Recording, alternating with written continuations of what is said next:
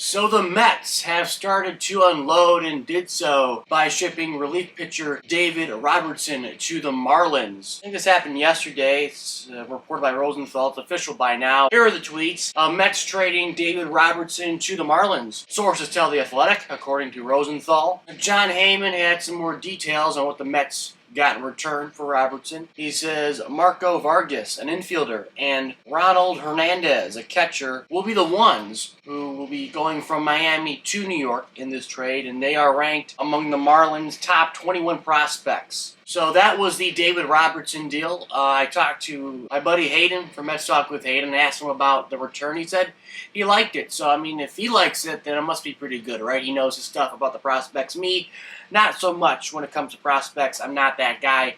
But I did ask him, he liked the deal. So I guess there's some hope for you Mets fans for next year.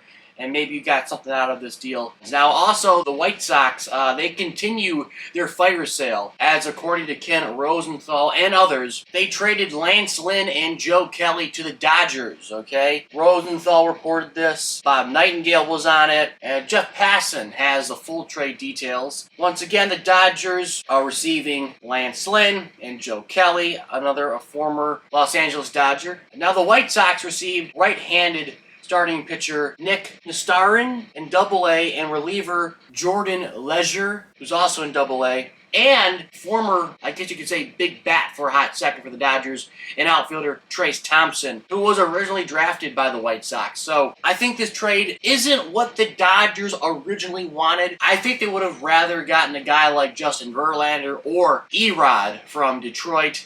Both things could still happen between now and the August 1st deadline. But considering, Lance Lynn is having a subpar season, he has a losing record of 6-9. He has an ERA over 6.5, 144 strikeouts, and 119 2/3 innings pitched. I don't think it's the most ideal trade for LA. The most surprising aspect in this deal for me was the fact that Trace Thompson went the other way. I figured Trace Thompson would be in a little bit of a more blockbuster type of deal. I did think that he was going to get traded. I think he was one of the few major league ready guys that the Dodgers could offer up, aside from a guy like maybe Miguel Rojas.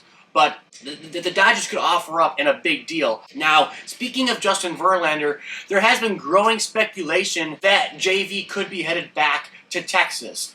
Now, I'm not talking the Astros, I'm talking the Rangers.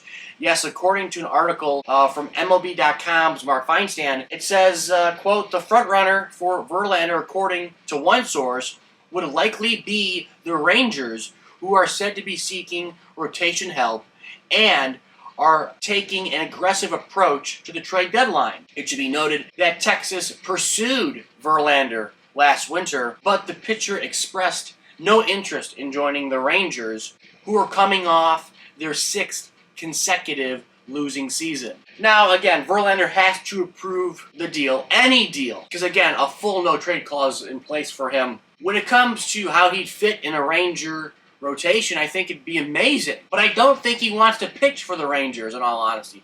I don't think he's a Ranger fan. I think they give him the best opportunity to win a championship this year. I really do. I mean, aside from the Dodgers, the Mets should trade him. It's going to be hard to, find somebody to take any part of that deal. I think they're going to have to eat up most, if not all, of his deal. So that's going to be the hard thing in moving Verlander. But I do think the Rangers, aside from his dislike regarding the Ranger organization, I think it'd be a great move by the Rangers and will put them over the top and maybe give them a leg up on the second place Houston Astros and create some space for them in that division. Now we have another deal in place. According to Jeff Passan, the Astros and the White Sox are in agreement on a deal that will send Kendall Graveman to the Astros. Now the White Sox are getting catcher Corey Lee in exchange for Kendall Graveman in this deal. I think this is a pretty good deal for the Astros. Another former Astro. He was with the team back in 2021 when he was moved at the deadline from Seattle to Houston. He was okay in an Astros uniform back in 21, had a 3.13 ERA in 23 innings pitched. He gave up 8 runs, a home run, he had 27 strikeouts. He wasn't what he was in Seattle that year when he moved from Seattle to Houston. But he was decent for them. We'll see what he can do the second time around in Houston.